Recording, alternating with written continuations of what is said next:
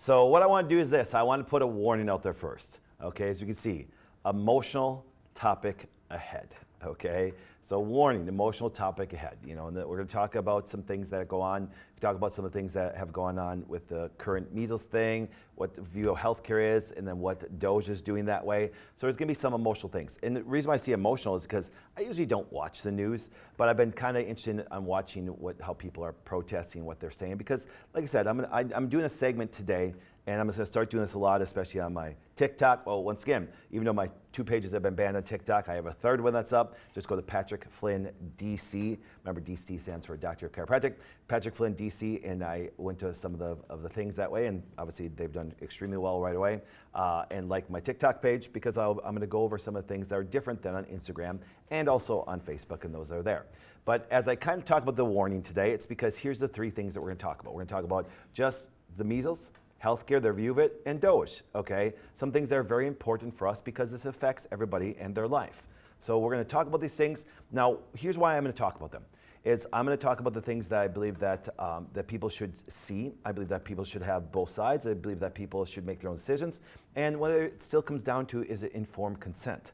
So when I did some investigation a long time ago and looked at some of the literature that's out there, there's some things that I'm starting to go on, okay, how did I come up with my ideas? How did I come up to stand so strong on certain topics? Well, just because of the information that I got, and I'm going to share with you, and then you can decide what you decide. And that's one thing. I'm okay with people deciding what they want to do. Remember that. There's consequences to everything. Like I tell people, there's consequences to taking the drug. There's consequences not taking the drug. There's consequences of doing natural health. There's pros of doing natural health. See, there's pros and cons of everything that we do, and you have to weigh those out. We just have seen this, and this is not like this is a secret.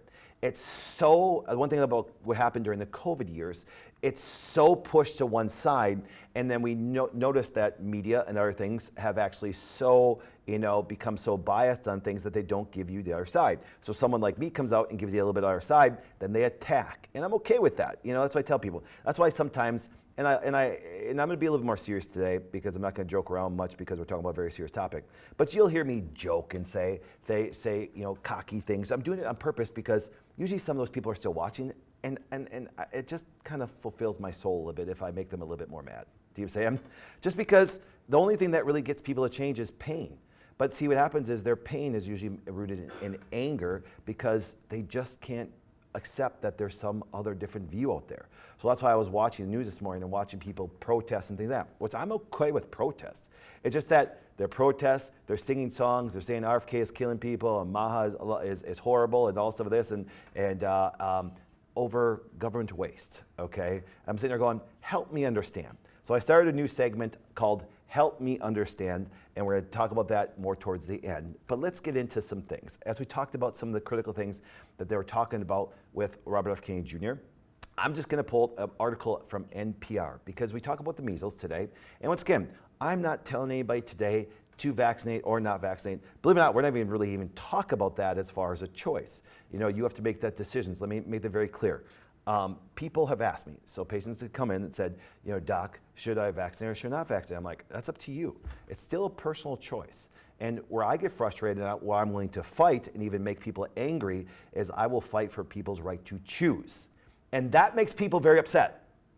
Do you understand that? That makes people very upset. And then if you think of it this way, that's why when you look at what RFK is doing, he's not going to take any of his rights away. If anything, he's going to make sure that everybody has their rights and everybody has all the information, and that's what's called transparency, okay? So I actually pulled up this article from NPR, and we're going to read it. I want to read it because there's so many things in there that are just, you can tell it's more of a biased thing, and I'm okay. You can be biased and stuff of that, but most journalists today are biased more towards the opposite way of what we think and stuff of that, and that's why they have very little credibility. But let's just pop this. This came out March 7th, okay? Amid a growing measles outbreak, doctors worry RFK Jr. is sending the wrong message. All right, so let's do this. Let's just start here in general, okay? So let's say you have a doctors the way they think. And I'm okay with that. I can understand the way they think. I really do. I discuss with all professions. See, I'm very proud of being a chiropractor because it's going to give me a different perspective at looking at things. That's why the show is called A Different Perspective. So therefore, I have no problem sitting down with any doctor, no matter what their educational background is, and just having some discussion points and asking certain questions. So when they say, doctors worry RFK is sending the wrong message, okay, let's see what the wrong message is. But let's talk about this. Let's talk about this in general. Let's look at some statistics from just last year alone. Okay, we spent over $4 trillion on healthcare. We spend more money than like the next 10 countries that are biggest combined, okay, on healthcare. Now, I have no problem people spending good money or even being expensive if you're getting something good and good results. But we are at an all-time high for chronic illness, chronic disease, cancer rates, heart disease rates. Every rates go up every single year. Children are getting sicker younger. There's 60% of people have some form of chronic illness, 40% have 2 or more.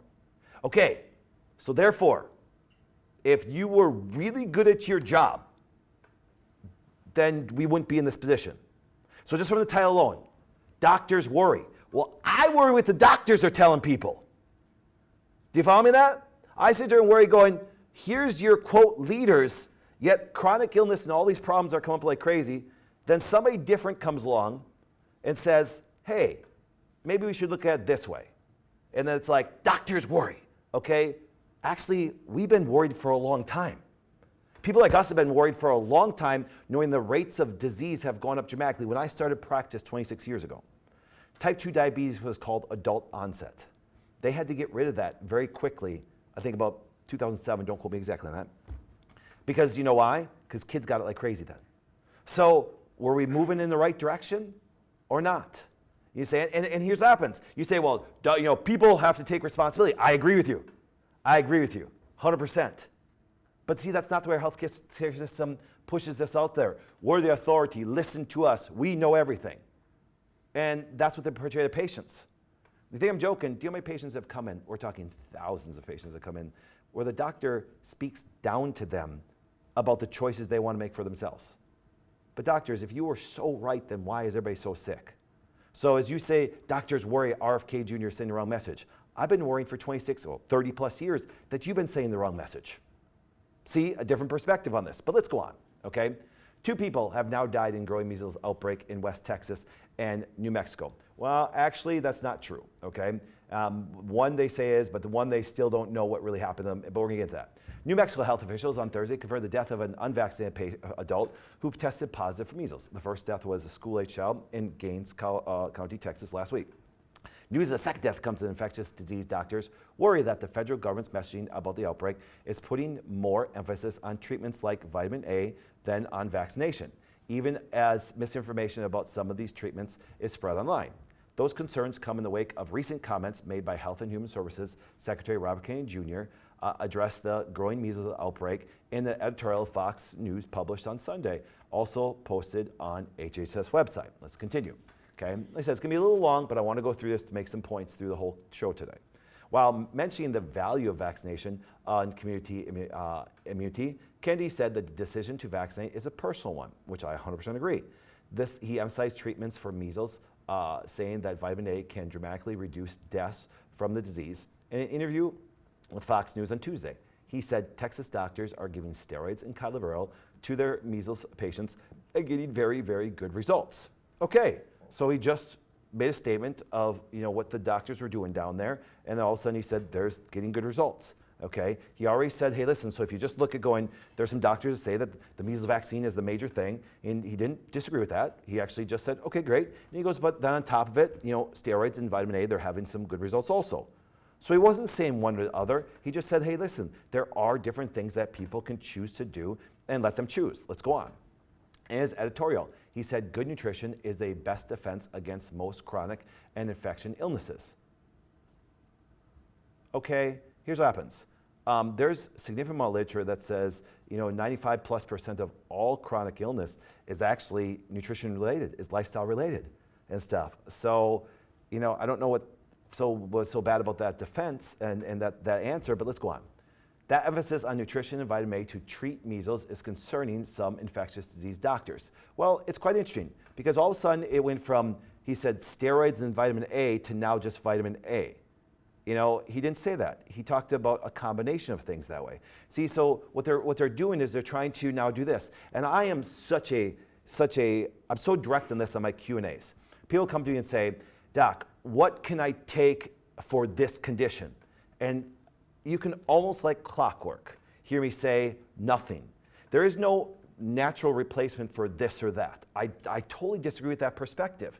And I agree that sometimes people go, you know, here, instead of taking this drug, take this supplement. I will never say that because they're two separate things. They do two different things. And even if the supplement had some positive benefit towards that condition, you have to understand it's a physiological support. So therefore, if yes, you're deficient in vitamin A, deficient in vitamin D, and all of a sudden you're suffering from some seasonal affective disorder, some mood disorder, and you take it, you don't say vitamin D, once again, treated my seasonal affective disorder, and then you got off your medication, and look, oh my goodness, you know, taking vitamin D got me off my medication.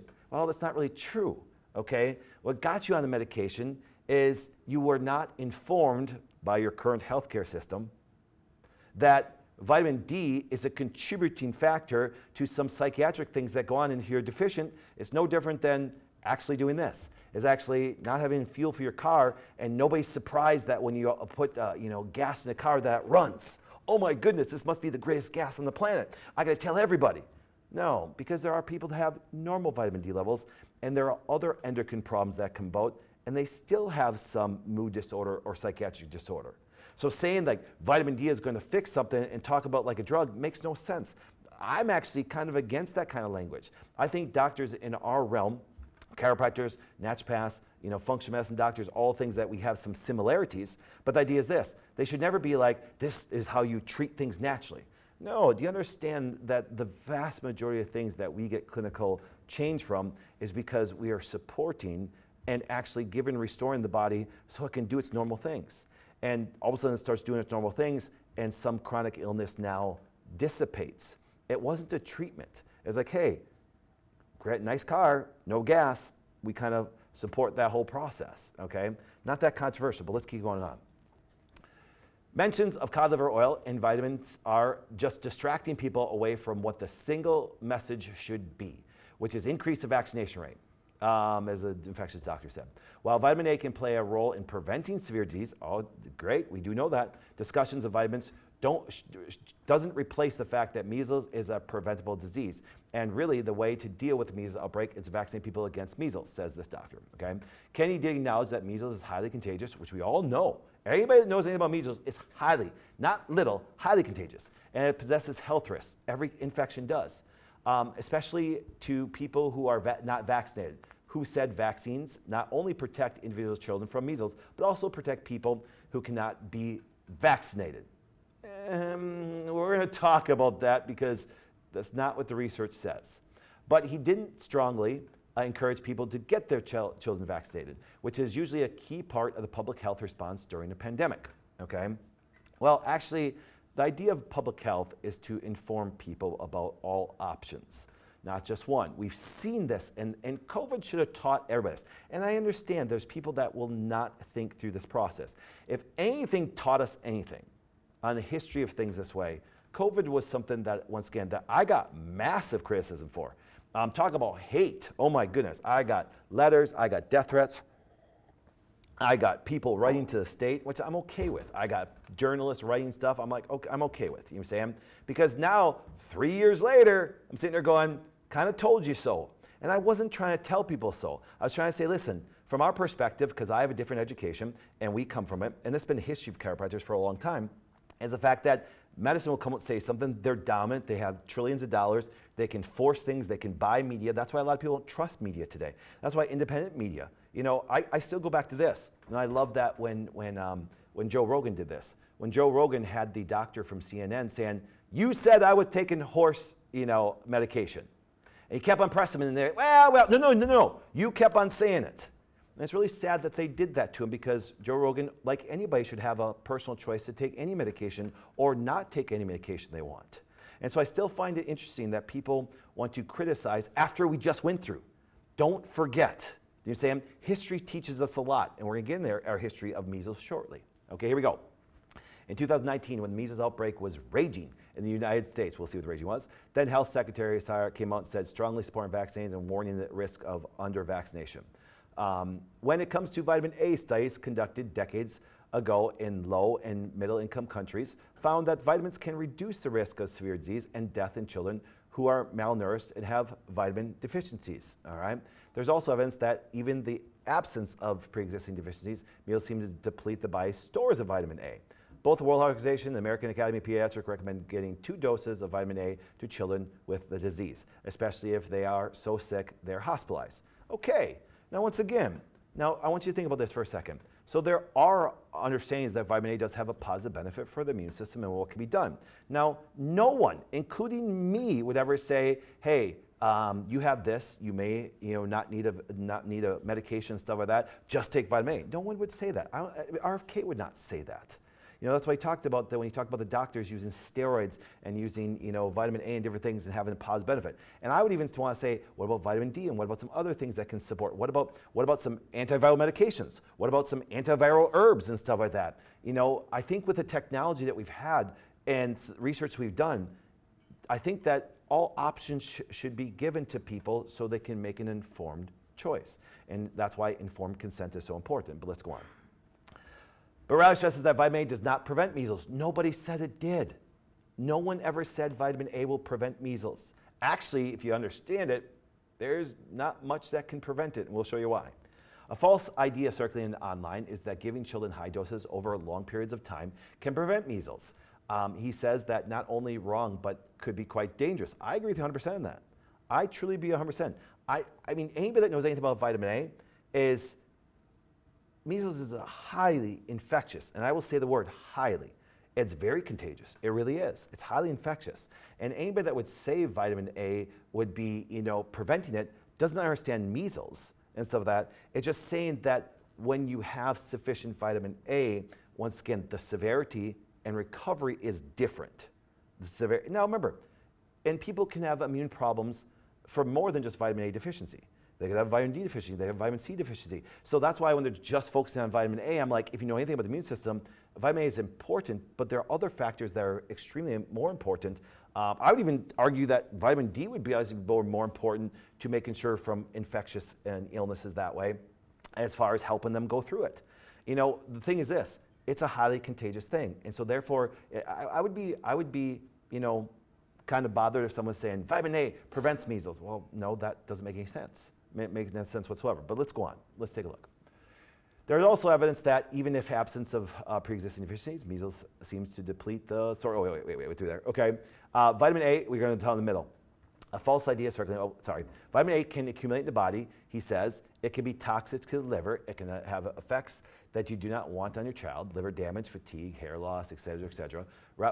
Rattler works a pediatric infectious disease here in New York City. He says that similar misinformation about vitamin A that rounds during the city measles outbreak in 2019.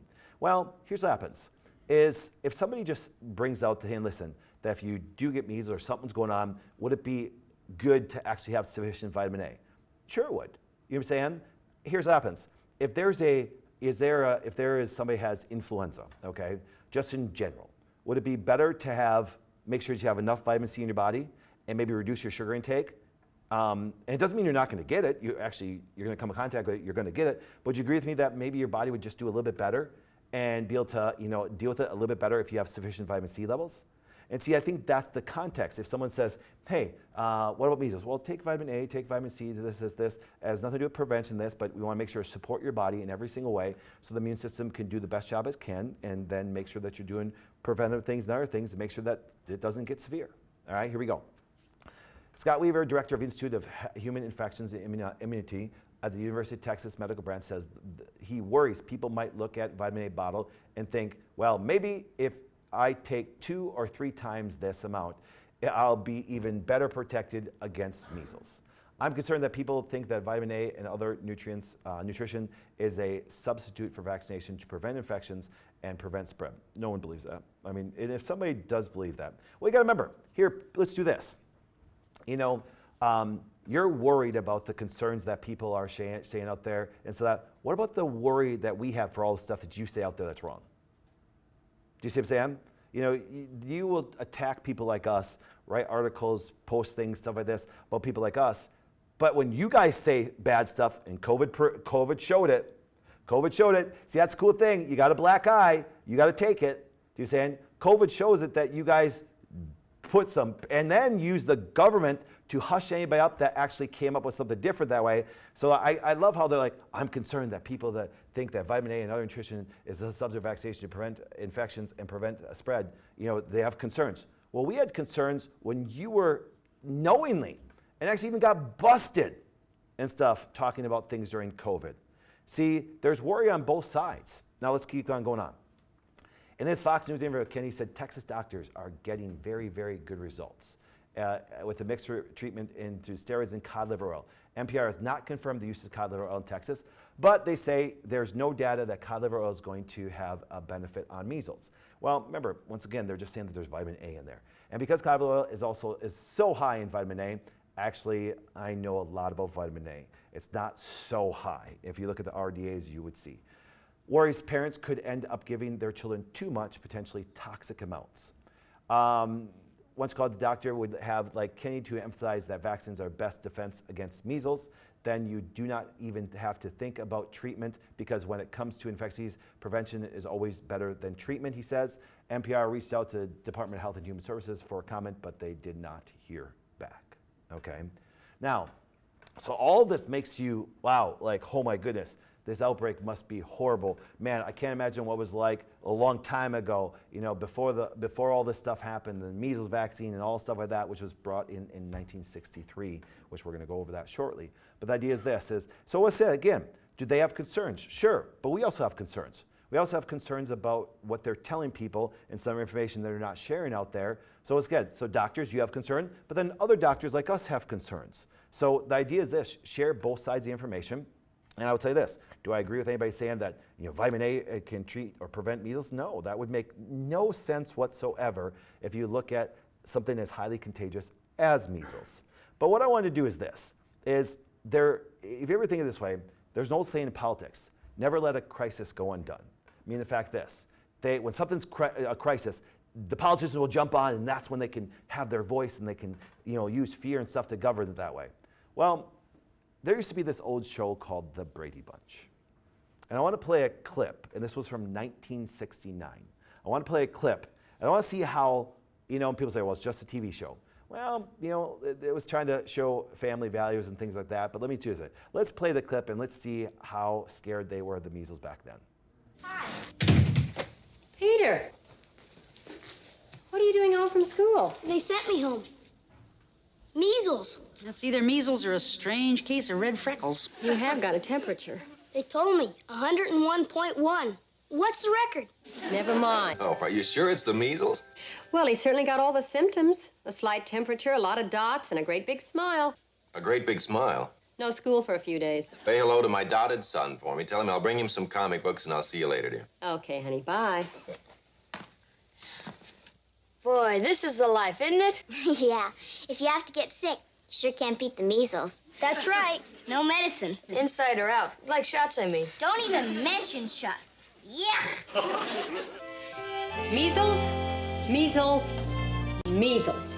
Well, all the kids have now had the measles. So have I. Well, I had them years ago. Looks like the Bradys are finished with the measles. Hold it.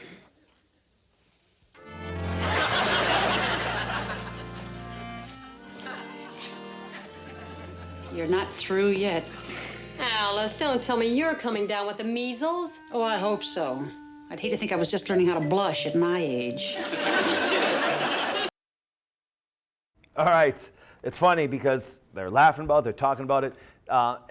Infectious disease back then was looked at something differently. Now, once again, it doesn't take, I'm not going to downplay that somebody could not die. Okay, I want to make that very clear. But it's funny how we go from kind of going through a family TV show talking about, okay, they went through the measles and stuff like that. Measles, measles, measles. Kids were excited because they got off school and stuff like that.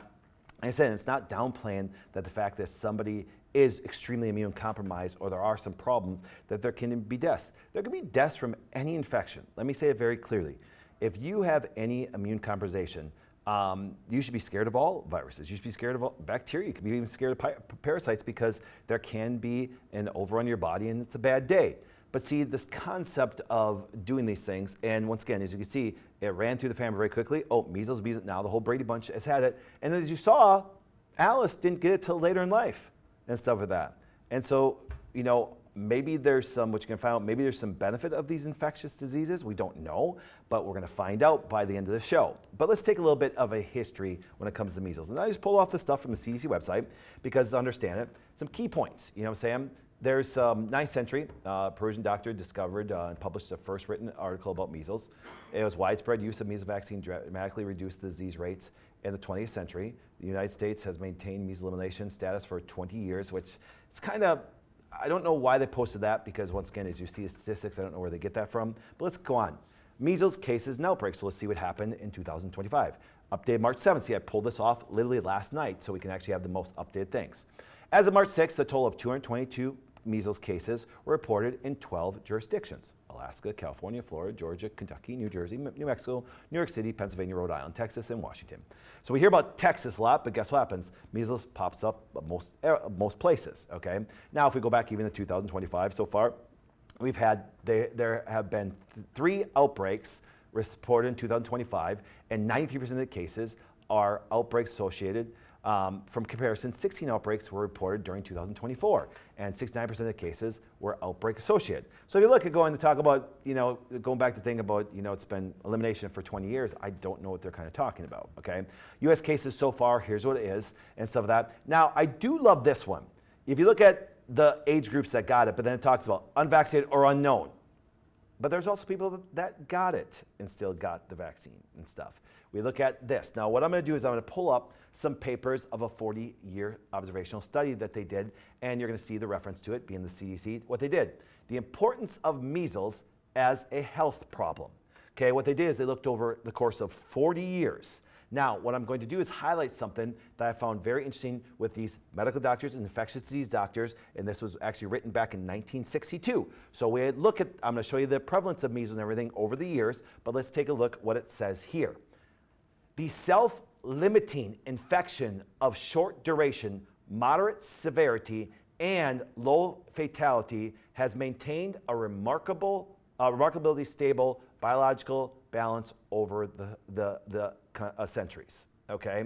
And what they're talking about when they talked about the measles in general, they're talking about the rate that happened. And they started this, and they reported this in 1942. I think they started looking at it, and you read the whole article, you can see over to the bottom right, from 1912 through 1959, and after putting all the data together. So what they did is they statistically talked about the data, and I'm gonna condense this for you. And what they found out was the death rate for measles was 1 in 10,000 measles cases, okay? So they looked at over the course of that 40 years where there was a significant amount of measles, and most everybody got it that way, and 1 death for every 10,000 measles cases, okay? Now here's your references that they talked about. You know, the chief medical doctor, Dr. Hansen, surveillance, you look at all things, you look at that, once again, the Communicable Disease Center, Public Health Center, U.S. Department of Health and Education and Welfare in Atlanta, Georgia, obviously now CDC, but you look at it this way. When you look at the infections that they were in, they took over the course of that 40 years. When measles was extremely prevalent, that most everybody got it. So what I did then is this. I went back to the CDC website yesterday, and I looked at the vital statistic rates in the United States from 1940 to 60. So all we did was shorten it up by even just roughly 20 years roughly. So, and if you look, and this was reported in 1968. So you can download and look at the research articles they talked about, and here's what it was. Vital statistic rate, so they shortened it for 20 years, United States, once again, written by the U.S. Department of Health, Education, and Welfare, and once again, Washington, D.C., and here's what they found. So you look at the course of the 20-year period. But let's take this. Look at, in 1900, guess what happens? The death rates of measles, you know, once again, per 100,000 range from, look at this way, up to, once again, 14 and high as 15 to 16 people, all right? And then what they did as per 100,000 population, and as you can look, then you go down to 1940 through 1960, the death rates dropped dramatically, Okay? Now, once again, if you look over to the right, in 1900s, they talked about per 100,000 population, there's about 13, 14, maybe 15 people every year dying from it. Okay? And there's the statistics for it that way. So if you see from 1900 to 1932, and 1933 and 1960, but then they took the 20-year aspect over from 1940 to 1960, and what they found out was roughly annual that they had one death per every 500,000. So if all you did was shorten the statistics from roughly 1912, and they went through that 40-year period, 1919, and went through that 40-year period, and they found out that one every 100,000 deaths, and then they shortened it from 1940 to 1960, and roughly in 1960, the death rate was actually 1 per 500,000 deaths per year. Okay. Now, here for 500,000 per population. Okay. One thing I want to talk about is this. Let me say this. I want you to come back to me on this, Tom. I don't want to see anyone die of any infection. Let me make that very clear. You know, Sam. I would, to me, I would even say that one death. I'm really sad that even that one child or adult died from it. Okay. And I'm very happy with technology of today. As just like, RFK did make a comment, steroids, Sam. Do you know that my personal belief, now remember, maybe all my natural friends are gonna hate me right now, okay? Maybe they'll give me a bad review now, okay? Maybe all my natural people, my chiropractic friends, my naturopathic friends, my functional medicine friends, all these guys and gals, maybe they're gonna hate me for this. But to me, okay, just to me, this doesn't even represent the wellness way. Let me make that very clear. This is just me. This is my opinion. It has no validity to it that way, so I'll make it very clear, okay? Because I have certain beliefs, and this is mine, okay? I don't know if my wife believes this. I don't know if my kids believe this. I don't even know if Dr. Bryce or Dr. Lucas and stuff believe this, but this is me. I actually think one of the greatest inventions in the world ever was antibiotics. That's just me. Honestly. If I look when I was going through school at my immunology degrees, my classes, and I was in my postgraduate ones, especially even when I went through Harvard Medical School's online immunology courses. I'm actually in one right now called Immune Tolerance. Professors have been nothing but great. They're fantastic, great information and stuff like that, talking about autoimmune reactions and things like that. But here's the point, is of all my education, all things I understand, I actually think antibiotics were one of the greatest things ever created. More than I know here's gonna upset my chiropractic friends, more than the chiropractic adjustment. Now remember, I think chiropractic adjustment is great. I think herbs are great. I think removing toxicity is great. But if I look at survivability and what did happen to us, I honestly think it. Now the reason why I'm trying to make that point is, yes, you guys know my views. I believe that medicine is the fire department. I believe that they have some good things about fires. And I look at the natural world, and I look at we do great things to rebuild the house. I believe that they're both needed. I believe that there's things in there. But to be massively one side or the other, I think it's a disservice to humanity.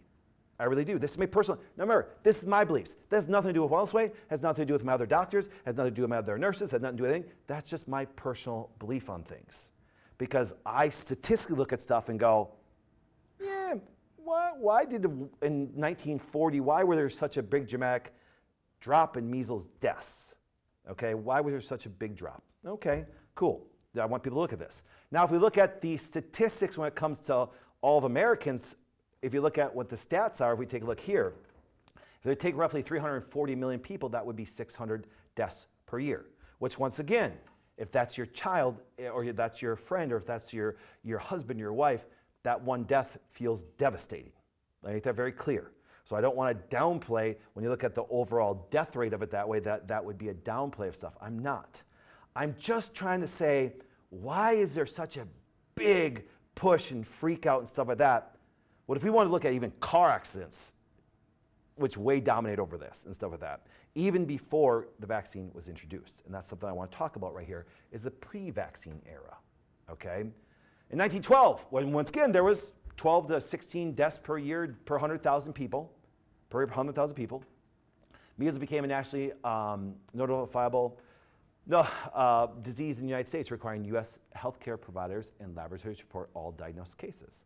In the first decade of reporting, an average of 6,000 measles-related deaths were reported each year. A vaccine became available in 1963. Now, once again, they jumped from one era to another era really quickly. And this is once again on a CDC website. Nearly all children got measles by the time that they were 15 years old. Hold the phone, let's stop right there. let's start there. The vaccine became available in 1963. In the decade before, nearly all children got measles by the time they were 15 years old. It is an estimated 3 to 4 million people in the United States were infected each year. Among reported measles cases each year, an estimated 400 to 500 people died per year, which once again, I totally agree with. 48,000 hospitalized, 100 suffered encephalitis. So, and that's why I was sitting there going, if you look at the magical drop, you know what I'm saying? There was such a massive drop from 1940 on. Just a thought. Do you think with all the advanced technologies, the antivirals and steroids and alternative therapies, that we could have saved those 680 people? See, I actually, it's going to sound, once again, I sound like very pro-medicine today. I think the advancements with a lot of medications and things of that probably could have saved a lot of those kids that we didn't have back then that we do have today. I believe that maybe the hospital systems could have done better than they did back in the 40s and through the 60s. You know, that's just my estimate. If you look at the advancement of medical technology, look at the things that we do have now, even medications we have now that we didn't have back then. Because if you look at statistically, so if we bring that chart back, I want you to see something. So if you look at this, and this is why I'm like going, you know, everybody got measles. By the time they're 15 years old, the most children has gotten it. There was a death rate of, like I said, we talked about before. And then it was finally introduced in 1963. So when somebody comes to me and says, you know, that, and here's what happens. I'm not saying that you haven't seen less measles outbreaks since the vaccine. I'm saying that they're like said, it saved their life. Well, okay, it saved how many? Because the statistics were already going down dramatically before the vaccine was even introduced, okay? So I got a question. So this is my question.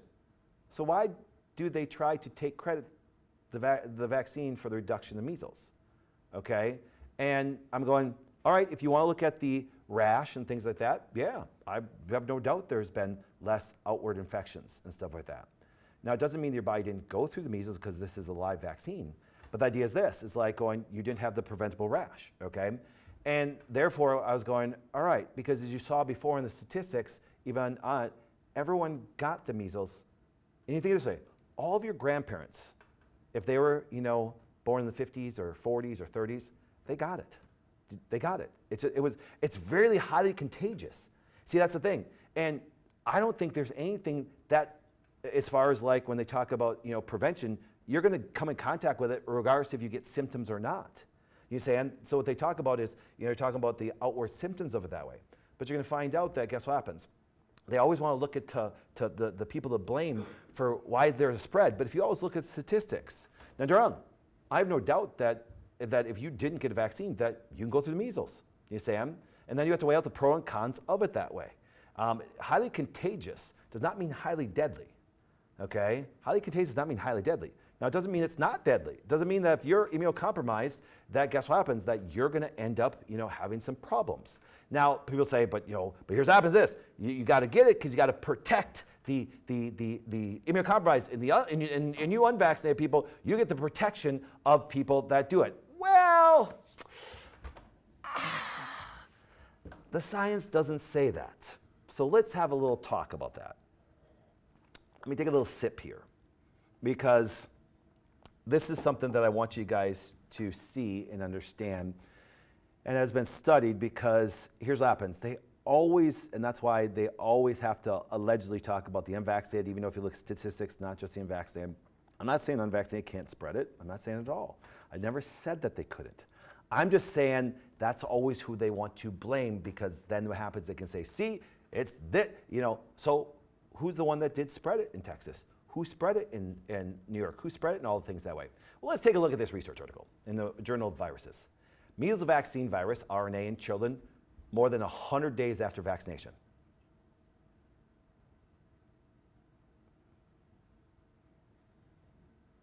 Actually, if you actually read the research, it's a lot more than 100 days.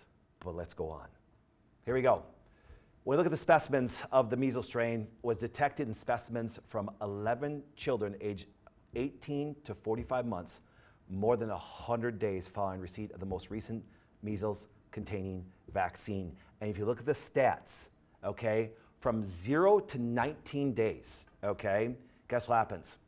They showed that 106, once again, measles cases, okay? Now, if you look at it this way, they're talking about, look at count of measles vaccine virus detection and days from most recent measles vaccine. And they found out, once again, that as they kept on going, they went beyond 20 to 39 days, 40 to 59, 60, 70, 80 to 100, over 100. They had it as high as 800 days later that they were still releasing, aka shedding, the measles virus.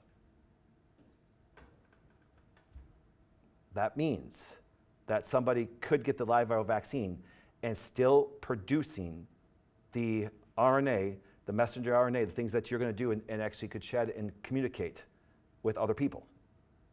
With other people. So I have no problem. Now let me say this again. You're gonna it seems like I'm more medical today. So why are you always blaming the unvaccinated? Okay, come back to me. I'm not saying that they're not responsible. See, I'm not saying that they're not spreading it. Do you see what I'm saying? I'm just saying, why is it so focused on them when, guess what happens? That they can find the virus within them way past the dates that they predicted. Now, is that every vaccinated child? No. But to act like it doesn't exist at all because that they got the vaccine, that they're not a spreader. I'm sitting here going, wait, statistics don't show that. And they showed, if they've mapped out for 800 days, that's over 2 years. That's over 2 years. That means that vaccinated child could come in contact with an immunocompromised child or an adult and effectively affect them. And I'm not saying that an unvaccinated person can't do that. They can get affected, they can have measles, and they could legitimately have that, and they could spread it just like a vaccinated child. See, so it's not one or the other. I'm sitting there going, it's kind of both. Do you know? But you don't hear this, you don't see this going, well, because of the live virus vaccine, there could be some things post this say. Well, just tell everybody. So my thing is just tell everybody. You know what I'm saying? You know what the difference is though? Here, I want you to think about this. You saw it on the Brady Bunch little clip there. If somebody does have the measles and they go through the rash and everything like that, do they send them out to the public or leave them at home? I got a question for you. Is the standard medical procedure to vaccinate a child for measles and then monitor their responses until they realize that they don't shed anymore? Wouldn't that be decent science? Why are we just getting the shot and saying everything is great for everybody now, everybody around you? Pull up the stats again. That doesn't show that. So why are we always blaming the unvaccinated? And I'm not saying the vaccinated don't spread it. I'm not. See, that's the thing. I'm not saying they don't. I've never said they didn't. You say I'm just saying, why are you trying to use a scapegoat when what you're doing could actually produce some spread? And if you think of it this way, that mutated strain might be different than the true wild strain. Okay, now, that being said, measles, the new paradigm shift. Let's take a look here. A need for a paradigm shift. Measles vaccination schedules and targets of herd immunity have been designed according to the paradigm that the vaccine, paradigm is a way of thinking, okay? Remember, I always tell people, a different perspective is a different way of thinking. The vaccine is a protective as natural infection. And the virus has remained of a single stereotype over many decades. All right, let's go here, okay? Did you see what it said? I'm gonna read it, don't put it up, Tom, I'm gonna read it. According to their paradigm, that the vaccine is as protective as natural infection. So what they're saying is natural infection is protective. I agree. Okay, let's go on. As a result, ongoing measles resurgence is mostly attributed to gaps in immunization. Usually, using official data, we investigate the correlation between the rate of vaccine coverage reported and aggregated at the national level and to the incidence of cases. We discuss the limits of this indicator considering its isolations. We provide a literature overview of measles vaccines' efficacy and failures. We question whether measles strains could escape the vaccine. Immunization tools and strategies for measles control deserve to be optimized in the current context. And what they did is actually, if you read the paper, they quote it. Essentially, there has been no trials evaluating the clinical efficacy of the measles vaccine schedules in preventing measles disease or monitoring the long-term quality of the immune response. In the conclusion, okay, according to the Red Queen hypothesis coined by Van Valen, sorry, in 1973, even organisms, every organism does its best to adapt in the face of environmental pressures. Thus, as the result of vaccine efficacy towards the endomo-epiviral clade, mutations in the measles virus genomes that allow for the evasion of neutralizing by vaccine-induced antibodies has been conserved, which means, for example, the virus is adapting to its environment. The polyclonal nature of post-vaccine immunity has retained some efficacy, but is less strong than immunity followed from natural infection. Hold the phone right there. Okay, and I have no problem that they want to show their, quote, their science when it comes to a vaccine, but also why don't you talk about the science that talks about natural infection? Here we go. As vaccine-evading viral mutants are selected, vaccine failures due to imported genotypes in non-endemic areas are increasing. Disease extinction can only occur if all strains are effectively neutralized over the long period of time. The Red Queen theory should keep in mind that in the field of infectious disease, adversaries are not stable but can change and improve, and no success is definitive. Hence, to meet the global measles eradication, all viral variants in an adaptive zone must be targeted. Host determinants of vaccine response must be considered. The vaccine policies must be adapted to achieve sufficient level of high quality and long-term immunity in all groups. So what they're saying in synopsis is the fact that, hey, listen, that these things mutate, they change. We saw that during COVID. I didn't say that the COVID vaccine, apologies, the COVID virus did not mutate. It does. But then that's why they kept on going after and after and after and after, and we've seen the problems that did go from that. And that's what we're talking about here. The measles virus is going to adapt. It's going to change. It's going to try to survive. That's just the law of nature. Everything tries to survive. Think about how do you live longest? You try to survive. We all have defense mechanisms. You know what I'm saying? It's like this. I know it's really funny. I will make one funny today. It's like I always tell people, if a cow knew that you were going to kill him, he probably wouldn't be that nice to you. You know what I'm saying? That would be the true mad cow disease. Moo. You know what I'm saying? And it's like they just, one funny thing today. Okay, here we go. But the idea is this, is we all have defense mechanisms to try and survive. Now, and here's the one thing that has been studied, and I don't think we're talking enough about, because when I am in my courses, and I'm going to ask this when it comes to my immune tolerance class that I'm taking right now, I'm going to ask my wonderful PhD professors. They're all immunologists. They're fantastic. They're brilliant guys, okay? When you look at natural infection, there is a response that not only builds the immune system to actually respond to certain pathogens, certain things that do not belong in your body, but what it does, it makes you stronger for other chronic conditions later in life. Let's see what the research says. Acute infections as a means of cancer prevention, opposing effects to chronic infections. See, so we're talking about opposing effects to chronic infections. I mean, guys, listen, acute infections, aka childhood illnesses, they may be there to do something later in life, and let's take a look at stats. Epidemiological studies have found an inverse association. That means that a totally opposite between acute infections and cancer development. In this paper, we review the evidence examining this potentially antagonist relationship. Methods. In addition to reviewing the historical literature, we examined the recent epidemiological evidence on the relationship between acute infections and subsequent cancer development in adult life. We also discussed the impact of chronic infections on tumor development and the influence of the immune system in the process. The results found this.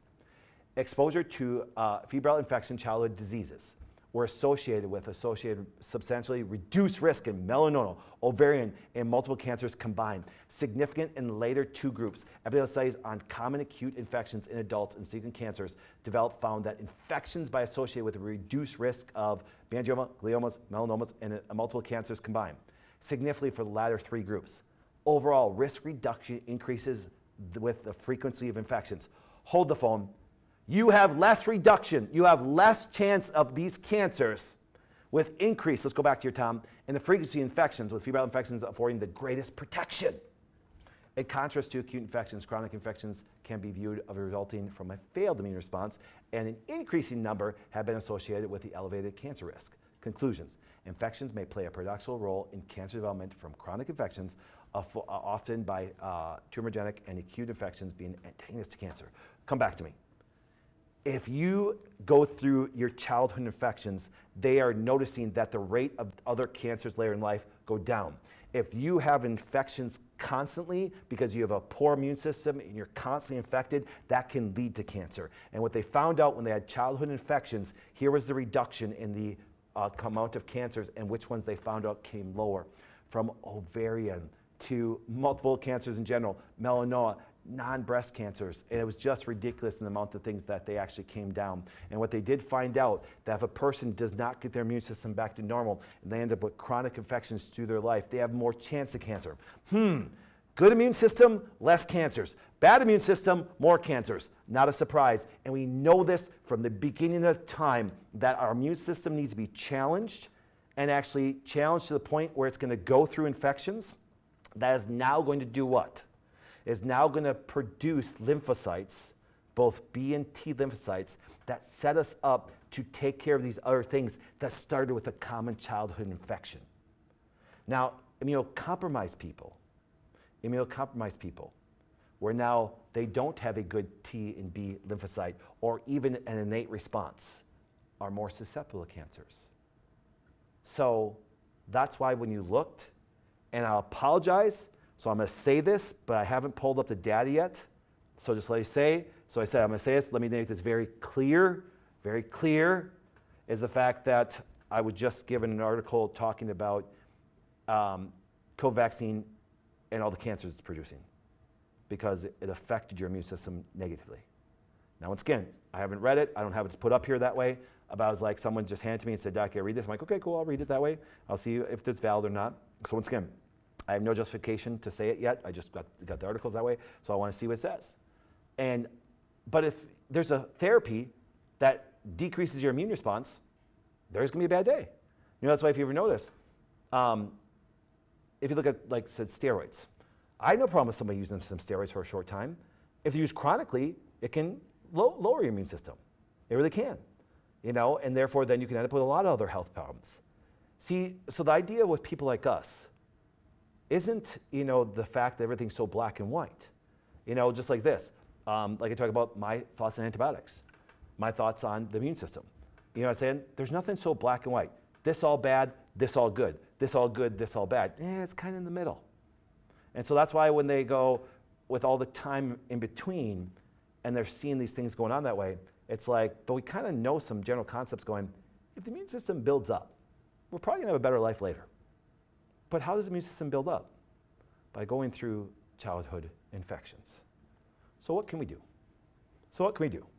Remember, this was never about do we take a vaccine or do not take a vaccine. It's just about how do we make immune system strong again. Do you understand? Because I don't care who you are. If you're immunocompromised, you're going to be susceptible to everything. You'll be susceptible to measles, susceptible to chickenpox, and it even could be fatal. Let me say it again. It even could be fatal. It really could. But see, we need to give parents both sides of the story so now they can make some informed choice. And that's the thing. It's all about informed consent. But you've noticed for the domination of our current healthcare system, they will do, and then they own the media, they own the public. It's kind of scary and that's why you come around and talk about something different, people lose their minds. They really do. And I watch people protest and stuff like that. And I have no problem protesting. Let me make it very clear because I'm a very big First Amendment person that way, but I have no problem with protest. But then watching their signs going, RFK is killing children. I'm like going, really? Isn't he just having a conversation about both things? You understand? Both things, and then give a parent the informed consent that they need to. And I've always said this before, let parents decide. So I came up with a phrase. It was very popular during COVID, but I added to it today. Here we go. Who should make the health decisions for you and your family? You or the government? See, even no matter what sides you are on, I've only had one person ever say the government, only one. And it didn't surprise me that they said that. You say, I'm one person. But here's what happens this. I really should have added this part. Here we go. You or the government agencies influence pharmaceutical companies. The SAM or the government agencies influenced by the pharmaceutical companies. We saw that. And the reason why RFK is, quote, such a threat is because he's sitting there going, guess what happens? I'm not saying that you guys don't have some good things over here, but for the last years, you've really played your cards hard, and we spend more on healthcare. We have the sickest children. We have more chronic illness than a lot of countries combined. So maybe there needs to be a different conversation being had. And because the government agencies are so influenced by pharmaceutical companies, it's not hard for them to do it. We saw that during COVID. We saw the whole thing. And so RFK is just a person that's going to come along and say, maybe we got to talk about this. Maybe we got to talk about this. Hey, we should look at this. Hey, this is this. And when you start to look at some of the things that they were doing, which I'm going to show you shortly, it's kind of, saddening. Now, once again, so we look at things for the immune system. Is vitamin A important? Well, sure it is. Sure it is. It's important just like vitamin D is, okay? So you can put vitamin A, vitamin D, vitamin K, you can put all these. You can put every vitamin, trace mineral, everything. You can put everything there. You saying that's essential for your immune system to work. So that's why when all of a sudden you see stuff like this, JFK touts vitamin A for measles prevention, doctors disagree. Well, once again, that's not what he said. And he didn't talk about prevention. He talked about what the doctors are doing to treat it, and they're also using steroids and probably some other drugs. And doctors disagreeing, I'm sorry, doctors. If your success rate is based on statistics, you really don't have that much credibility. $4.3+ trillion spent on healthcare, the sickest population in the world, more chronic illness ever in history, heart disease, cancers go up every year that way. My doctor said, okay, so how are we doing? Just me sincerely, how are we doing? All right, let's keep going on. But what about, they talk about vitamin A toxicity. The accumulation of vitamin A in hepatic cells of Arctic top predators. Do you understand that if you're eating polar bear liver or eating other animals, once again, that are Arctic animals, which make it very high to have what's called polar bear, Arctic fox, seals, gulls, all those things, yes, cold-based animals have a higher base vitamin A, okay? It's kind of crazy that I'm going, they're talking about vitamin A toxicity. Do you understand that a lot of children are vitamin A deficient, so are a lot of adults. We are overfed and undernourished. I mean, no joke. I was just talking to one of my docs yesterday. Apologize, not doctor. One of my new staff members, okay? And he told me, but what he's learned watching all of our videos, he got his vitamin D levels measured. And they're at 9.5, and the person's back doing the fist pump right now. And no one ever taught him the importance of vitamin D until he started just watching all our videos and being here. And the funny part is he stood up the other day during our weekly Connect, and he talked about how he just working here lost 20 pounds. Just by learning. That's all he did. He just learned. He just got information and started applying it to his life. So as I said, can a person get vitamin A toxicity? Yes. If you're eating a lot of high vitamin A foods, overconsume them, you could do it. I can't get a person to barely eat any liver. Talk about polar bear liver. Talk about Arctic fox. Talk about seal. I'm like, can you at least throw some arugula in, which has no vitamin, vitamin A. I'm trying to get him off a highly processed food. Talk about getting somebody to eat polar bear liver. Here we go. Toxicity of polar bear liver. Yeah, it's bad. You can do it. It's a bearded seal. Does anybody know what a bearded seal is? It's like, do they have like a goatee or something like that? A Greenland fox, Eskimo huskies. Who's eating Eskimo huskies? Okay? And all Arctic mammals, and that's why, once again, your cold water fish have a higher level of vitamin A and vitamin D because of the fat content for them to survive. But you know what's really funny? They're always so worried about eating vitamin A and getting toxicity, yet acne medication is a synthetic form and caused a lot of liver damage. A lot of liver damage. It may also be caused by long-term use of a certain acne medication containing high dose of vitamin A. And that's why when it's like, hey, so when they scare you, of having too much vitamin A. I'm like, you guys are giving out acne medication like it was candy. You know, when people say, well, doc, my skin cleared up. Well, maybe it's because you're vitamin A deficient, and that's why you have your acne. If you take a synthetic vitamin A, which is very highly toxic for the liver because, once again, how they make it, and why don't you eat some vitamin A in a good form of food and watch your acne change?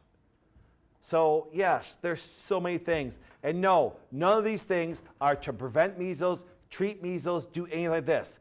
You just gotta look at the things to help make your immune system strong, so that when you go through any infection, you are not deficient in giving your immune response what it needs to actually combat anything it's trying to deal with that way. That's not a prevention, that's not a treatment. It's just saying, I'm going to do everything I possibly can to keep my body nutrient sufficient, so that when there's demands on my bodies, that I can do the best it can to respond, period. Because if you're nutrient deficient, you're going to be immune deficient.